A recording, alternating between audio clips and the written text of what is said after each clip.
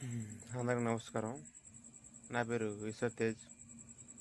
అయితే నిన్న పశ్చిమ బెంగాల్లో విషయం జరిగిందన్నమాట. 12 ఇయర్స్ అమ్మాయిని మన కొడుకు రేప్ చేసి పంపేశాడు.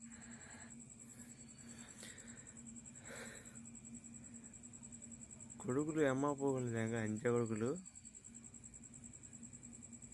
వీళ్ళు మారనుకుంట. అసలు మన దేశం ప్రపంచంలో అన్నిటికన్నా ముందు ఉంది, అభివృద్ధిలో దూసుకెళ్ళిపోతుంది. కానీ ఇలాంటి విషయాల్లో ఎందుకు మారతలేదు అని ప్రశ్నిస్తున్నాయి. ఇప్పుడు ఒక రాష్ట్రం గురించి చదువుతున్నాను, మన దేశంలో ఎందుకు జరుగుతుంది ఇది చూసినప్పుడు నాకు కడుపు రగిలిపోయింది.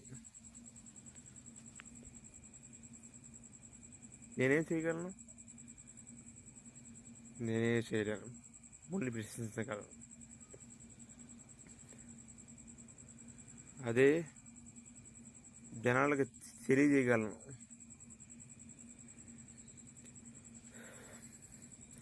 మార్పు ఎక్కడ రావాలి? జనాలు రావాలా? ప్రభుత్వం రావాలా?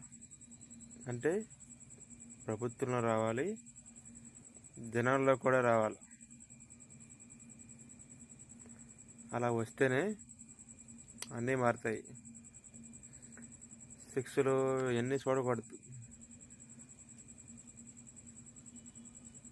దుబాయ్లో అన్నీ ఉన్నట్టు బహిరంగంగా తలకు నరకాల. అదే కరెక్ట్. అప్పుడే మంచి జరిగింది అన్నమాట. కేసులు చట్టాలు ఇవన్నీ చూసుకుంటే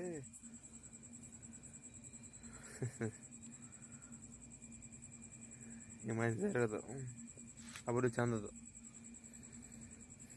ఇంకోసారి ఆలోచించండి,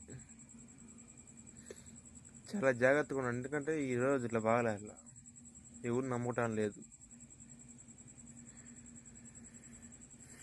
ఇంట్లో మన తెలిసిన వాళ్ళు నమ్మడం లేదు, పక్కన నమ్మడం లేదు. చాలా జాగ్రత్తగా ఉండాలి ఈ రోజుల్లో. అది నమస్కారం.